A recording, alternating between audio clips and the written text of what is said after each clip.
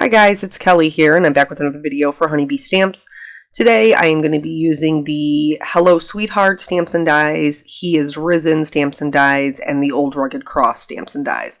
Now, we recently did a card with two of these Stamps and Die sets for Easter, but today I actually am making some First Communion cards.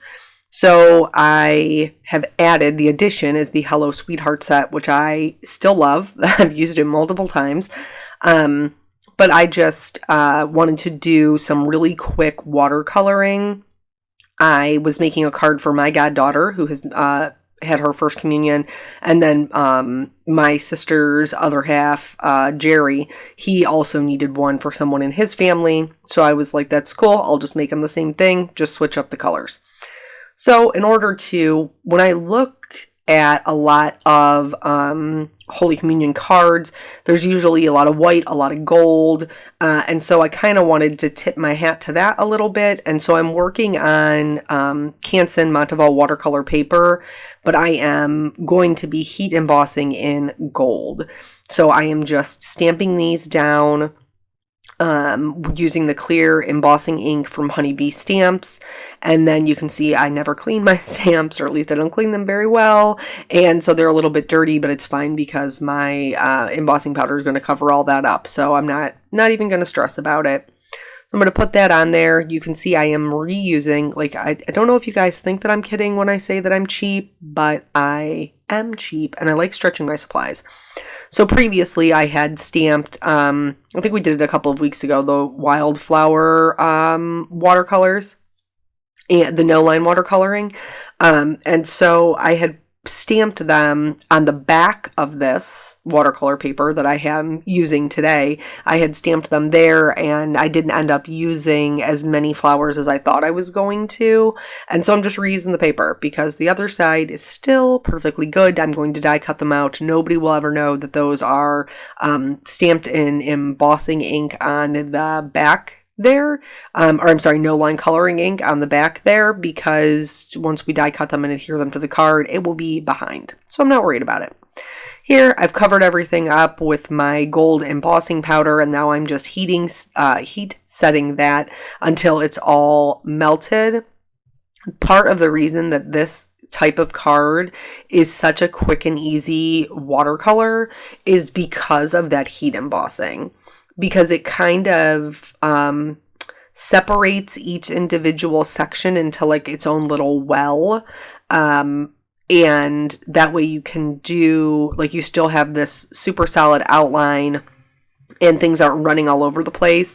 Because the embossing is raised, it kind of keeps the colors in their own little areas. I hope that makes sense. So I'm also going to be stamping and heat embossing my sentiments, as well as the like the swag portion of the cross. And I'm going to be honest with you, I'm going to show you how I did it in case you decide you want to do something similar to the design that I've used today. But I ended up not using it because I did not care for the way that it looked in the final card. But that doesn't mean that if I had chose a different color combination that it wouldn't have looked fine. It just didn't look good with the particular colors that I chose to use. And that's on me. So I'm going to be using my Karin Brush Pro markers again. These are so easy. They're so easy to use because I love that I can put color down and it blends out totally seamlessly. And then I can go in once it's wet and still use the marker on the wet areas, and it still produces pigment that is noticeable. So here, first things first, I'm putting down the brown where I want it to be the darkest, and then I'm going in with just clean water and spreading that out. I'm going to go back in with the tip to tip method, or just take a wet paintbrush to the tip of the marker, and you can drop in more pigment that way. Even though that normally will work for me, this particular time it wasn't adding enough pigment, and so I just took the marker directly to the paper in the areas that I wanted it to be the darkest. I then also kind of stretched that out along the wood grain so that some areas would be darker and some areas would be lighter, and it worked really, really well. So once that is done, I am going to show you how I did the swag portion. I chose to do it in a bright purple. And I really just added which is what I do with all of my watercoloring. I just add the color in the parts that I want to be the darkest. So in the corner and then kind of where it bows down where the fabric would be collected. And then I add the I add the clean water into the middle and then pull that out to the pigment so that I have darker and lighter areas. If you start where there is pigment, and then try to pull that into the clean areas, you're not going to have any color variation. Speaking of color variation, here's how I did the flowers. So fast. So I love color variation. That's just me. This will totally work with one color, by the way, but I like it to be different. So I put down both of my colors together. I did not put them on top of each other. For this particular one, I used the pale orange and the pale pink. And so I put down the pink first. I would put down the orange just above that. I would blend them out with the clean water, starting with the clean water on the white areas and then bringing it down to the pigment. And then once that was done, and mind you, this is very little water. It's very controlled. I would go back in with the pale pink because I wanted that to be my dominant color. And then I would lay the marker down just where I wanted to add the shading. And it works beautifully every time. Super happy with the way that this comes out, where you can achieve dimension, but it doesn't take me hours like it does with normal watercolors, where I have to keep layering the color and going back over it to get the dimension that I want. There is something that is very beautiful about that type of watercoloring, but because I have a 6-month-old baby, sometimes I can't always spend that much time on it right now, and so I'm really loving the results with this super fast way of doing it. And as long as you pick 2 colors that are close together on the color wheel, so like I did pink and orange, and the next one you'll see I did orange and yellow, but you could also do like a blue and pink, a blue and purple, a pink and purple, a red and an orange, a red and a yellow. Like, as long as you're picking guys who are neighbors on the color wheel, you shouldn't have any issues getting really good results with this. I will tell you that when I tell you like it's minimal water, we've talked about this before in other watercolor videos. I like to have a more controlled, I just like more control when I'm doing watercoloring of specific images. That's just my preference. If you wanted it to be more loose, and less like specific with your shading, you could just scribble your color down all over your flowers, add water, let them water do the work, and let them, kind of mix it up themselves, and you would still get beautiful results. It would just be different results than what you're seeing here. When you're using just the little bit of water, you do have to work fairly quickly with adding the shading in, because if once the water dries, if you try to go back in and add the shading, you're going to have a hard line. So the way that I get minimal water is I've practiced this enough that I know how much water I need to pick up. But before I practiced all of that, I would just pick up water like I normally would. I put my whole paintbrush in the water, and then I would use a paper towel to blot the base of the bristles, not the tip of the bristles, the base, because that's where all the extra moisture is. You need moisture on the tip to blend the colors, but you don't really need that extra in the bottom when you're doing controlled watercolor. So that's what worked for me. I did not do any variation of colors on the leaves because I didn't think it was necessary. There's kind of a small area. If I was going to do a variation on the leaves, I would have done a green and a yellow, or maybe a green and a blue. This particular set, I have the Brush Pro markers that I have are the basics set and the skin tones set. I have those two. And the basics has a really pretty teal in there that also would have worked very well. Here you can see where we've sped up the watercoloring, so you could see both of them in their entirety. I chose a little bit of a cooler brown for this cross, but I'm doing the same thing that I did with the first one. The only part I skipped was the tip-to-tip method because it didn't really work for me the first time in this particular card. So then once that was done, I moved on to the flowers. I'm going to do them the same way that I did before, except this time we're using the orange and the yellow. These are both from the basic set. And then the orange is going to be my shading. I'm going to go back in and add that in. If it adds too much pigment and you feel like it's not blending the way that you want, then by all means, just go back in there with a slightly damp paintbrush and just kind of run it over the areas that aren't blending, and it will help them blend by just adding that little bit of moisture back again. But that isn't always necessary. That's just kind of a way to fix it if you're not happy with the way that it's blending. I did notice that I had to do that more with this particular color combination than with the first color combination. And I don't know if that's just because the orange was so vivid, it was kind of taking over the yellow. I'm not really sure why that was, but that was the case. I did end up having to kind of blend it a little bit more, but it was still less time consuming than the amount of time that I spend on a regular watercolor piece. So with that said, like I said, these are for the First Communion. And while this particular set is not, it's called He is Risen. It's obviously an Easter set, but I'm such a fan of getting more for your money because we all work really hard for our money. We're making investments. We want to be able to use those things at multiple times, and Easter is only one time of year. This particular set, though, does have other sentiments in it that can be used for other things: sympathy cards, encouragement cards, thank you cards.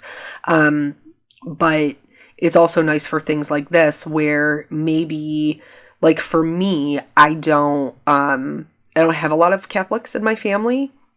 And I think, does Lutheran do first? I think Lutheran does First Communion too.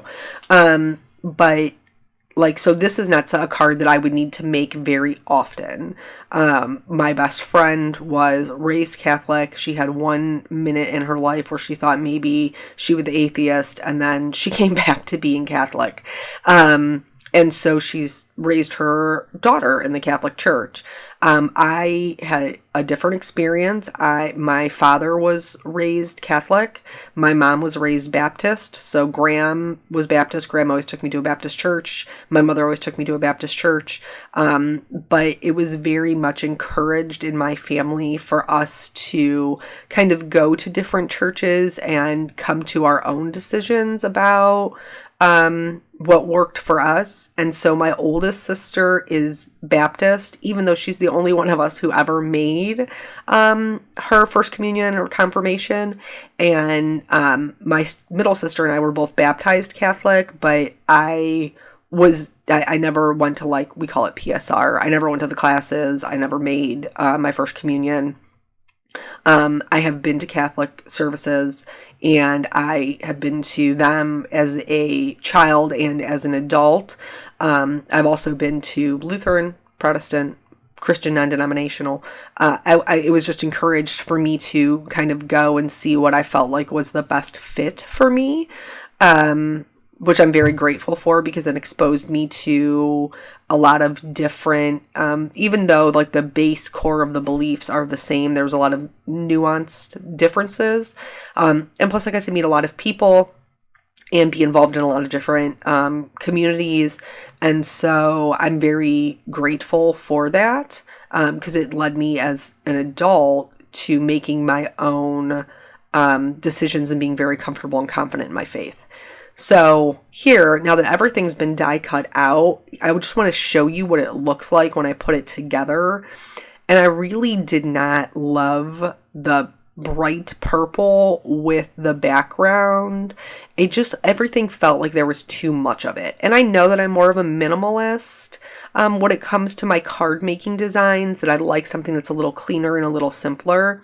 But if you like the way that looks, then by all means, I would encourage you to do it. You know, I love when you guys make your cards your own, because you don't owe anybody anything and it's your card and you can do any way you want it to. So I decided that I liked them. My original intention was to put the cross in the center, but the size of the heart and the cross was just too similar. So I did like them much better offset, and so that is how I made them. And then I kind of just staggered the sentiment so that everything fit really nicely on the card. So here I'm going to glue my floral heart down flat. I'm also going to glue my cross down flat, but I did pop up the sentiments on foam. So, yeah, so I just, I was sad to miss, Alexa's first communion. We were invited, but it ended up being, originally we had plans to do Mother's Day with Eric's side of the family on that Saturday, and then unfortunately my mother-in-law, came down with COVID. Thankfully, she's had very, non-severe. She's just had minimal symptoms. She said it's just like a bad cold, which we're very grateful for. And we hadn't seen her in over a week, so no exposure on our end, thankfully. So that was originally the reason we weren't going, and then we were gonna go, and then on Saturday, Peanut actually woke up and his right eye was super swollen. It was bloodshot, and it was watering. So thankfully, funny how stuff works out. Thankfully, a couple of years ago when Eric and I were dating, he actually was a Friday and his eye was bothering him. I told him, I was like, dude, it looks like it's probably an eye infection. You probably need to go. And he was like, nah, I'm good. It's fine. It'll be fine. Well, then on Saturday morning, he woke up and like it was in excruciating pain, could barely open his eyeball. And so now it's Saturday morning and we're calling all over the place to try and find a place to take him for this eye infection. So now fast forward, 3-4 years later, and I knew that this place was open because of our experience of trying to find Eric a doctor on a Saturday morning. So we were able to get in. They did say it looked like it was a bacterial infection. They were able to give him eye drops, but we couldn't get in until 11:45. So we got his eye drops, and then I had to go and fight with the insurance because, I've recently gone part-time at my job, and so now my insurance is not the same as it was before. So we were in the CVS on the phone with the insurance on a Saturday morning for by this time it's Saturday afternoon, for an hour trying to get that worked out. And finally, I just ended up paying for it out of pocket, and they're going to resubmit it after they update the file. But anywho, so it was just a crazy kind of day, and I'm sad that I missed it, but I'm hoping to give her communion card the next time that I see her, which hopefully will be soon, because Peanut's birthday is coming up. And so usually I get to, see her for that. They come out for that. So these Aurora Borealis gems, I'm totally feeling these. I love these things. And so I used them on both of the cards. And then I went in with the clear shimmer pen, and then I just went right over the flowers. I didn't really notice it moving any of the pigment around, but that's just something to keep in mind, especially if you're going from a red to a blue or a yellow to a blue, something like that, where you might want to scribble it off, so to make sure you're not transferring any pigment.